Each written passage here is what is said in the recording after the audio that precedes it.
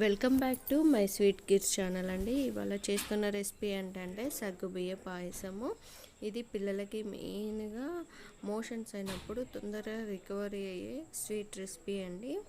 చాలా బాగుంటుంది. ముందుగా సగ్గుబియ్యాన్ని 2 hours నానబెట్టుకున్నానండి. సాఫ్ట్గా అయ్యేంతవరకు నానబెట్టుకోవాలి. వాటర్లోనే నానబెట్టుకున్నాను నేను.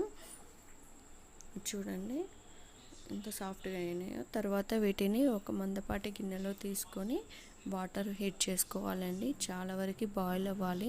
నేను కుక్కర్లో తీసుకున్నాను, చిన్నపాటి కుక్కర్లో తీసుకున్నాను. టూ గ్లాసెస్ వాటర్ తీసుకున్నాను. చాలా వాటర్ ఉండేటట్టు చూసుకోండి. చాలాసేపు బాయిల్ కావాలి కాబట్టి చాలాసేపు బాయిల్ అయితేనే ఇవి ట్రాన్స్పరెంట్గా అయ్యి సాఫ్ట్గా అయిపోతాయి అండి. లేకుంటే పిల్లలు గట్టిగా ఉంటే తినలేరు కదండి. ఇది నేను రెసిపీ పాప కోసం చేస్తున్నాను. ఆల్రెడీ పాప సిక్ అయింది.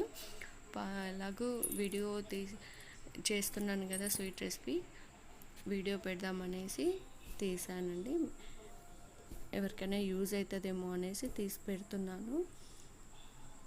ఇలా బాయిల్ అయిన వాటర్లో సగ్గుబియ్యాన్ని వేసుకోవాలి అండి. వేసుకున్న తర్వాత వైట్నెస్ మొత్తం పోవాలి అండి. సగ్గుబియ్యం ఓపడకూడదు మనకి.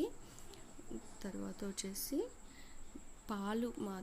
కొన్ని పాలు మాత్రమే తీసుకోవాలి. ఎందుకంటే పాలు ఇష్టపడని పిల్లలు ఉంటారు కదండి, వాళ్ళ కోసం చేస్తున్న రెసిపీ. పాలు తక్కువ తీసుకోవాలి. తర్వాత షుగర్ కూడా చాలా తక్కువ తీసుకోవాలి, ఎక్కువ తీసుకోవద్దు షుగర్ కూడా. నేను 3 tablespoons షుగర్ తీసుకున్నాను.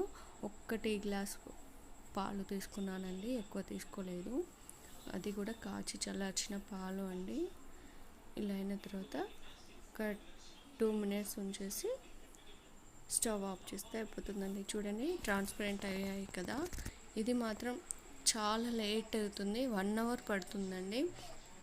ఇది అంత టైం తీసుకుంటేనే ఆ రెసిపీ కూడా చాలా బాగుంటుంది. ఇది చూడండి, ఇట్లా వాటర్ ఉంటేనే జ్యూసీగా తాగుతారు పిల్లలు. ఆ మూమెంట్లో అస్సలు తాగలేరు కదా, ఇలా ఉంటే ఇష్టంగా తాగుతారు. ఓకేనా friends, thank you for watching. Please subscribe చేయండి.